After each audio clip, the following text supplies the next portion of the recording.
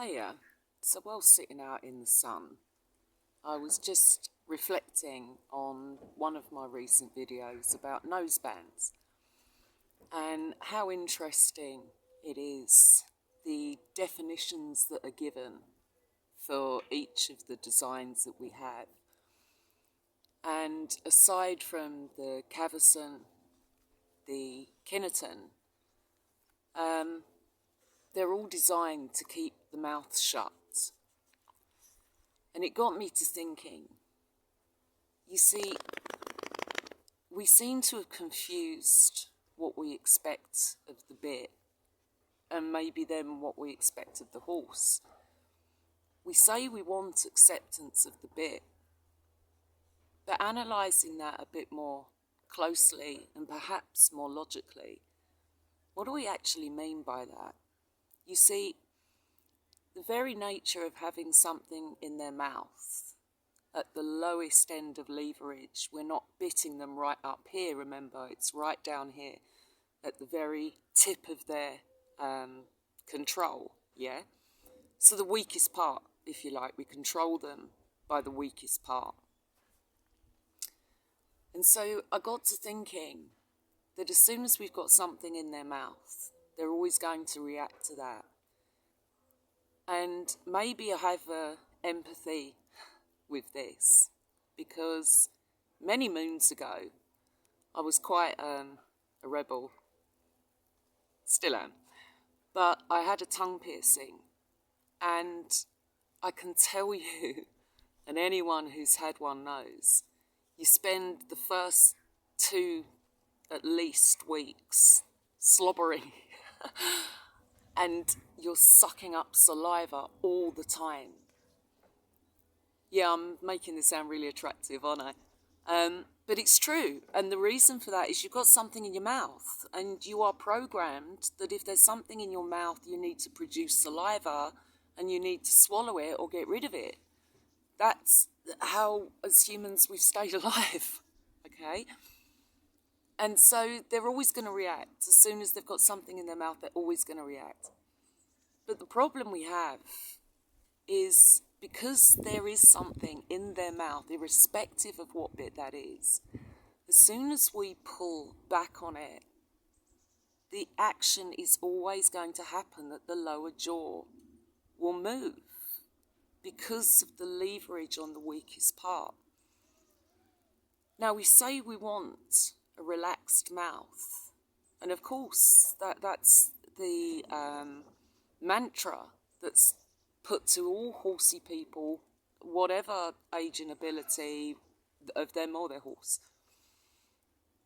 We want a relaxed jaw. Well, ask yourself, if the jaw is tense, it's not going to open. If you try it yourself, if you tense your jaw, clench your teeth, and someone tries to prise that open, you're going to be able to resist that. If your jaw is relaxed, your jaw will be very easily opened. So we say we want a relaxed mouth, but then we have to put a strap around the nose to prevent the mouth staying relaxed.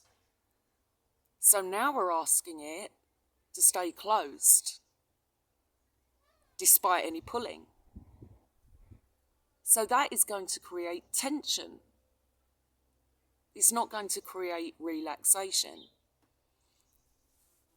I think that when we talk about acceptance of the bit, I think we have to actually question whether humans have accepted the actions and limitations of a bit. Insofar that if you put a bar across the tongue and pull on it, the more relaxed that jaw is, the more it's going to be pulled open. And yet we then fight against that, because pretty much every noseband is about, no, we don't want that jaw to move, we want it to stay still.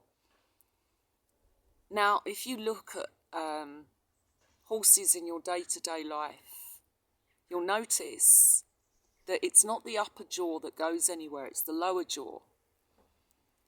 So everything hinges on those two bars, the lips, the tongue, etc.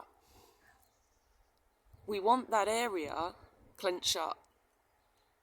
Oh no, we want it sharp, but we want it relaxed. So again, try it yourself. If somebody's constantly doing this, but you're not allowed to move your jaw,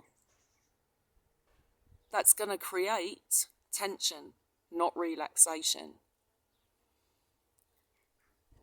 I've seen so many, and I will include some photographs for a little bit of, for reference. But if we're going to use that part of the horse's head, that very small part of that weaker area, then do we want it relaxed or do we want it clenched? Now, again, if we want it relaxed, by attempting to close the mouth, the next go-to for the horse is to cross its jaw. Now, if anyone's ever done that for any amount of time, if anyone suffers from teeth grinding bruxism,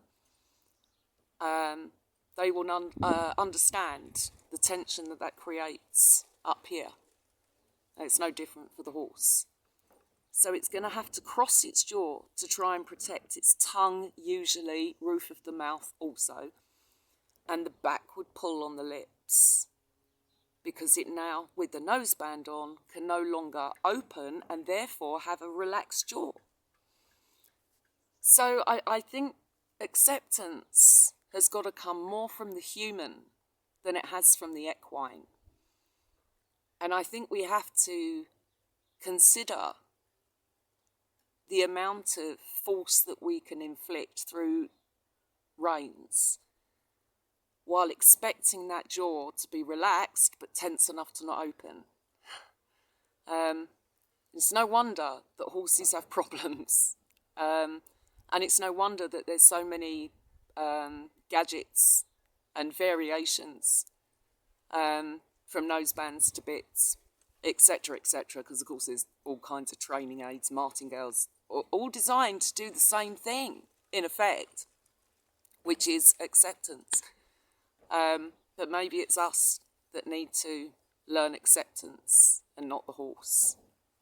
Anyway, just thought I'd share some ponderings with you.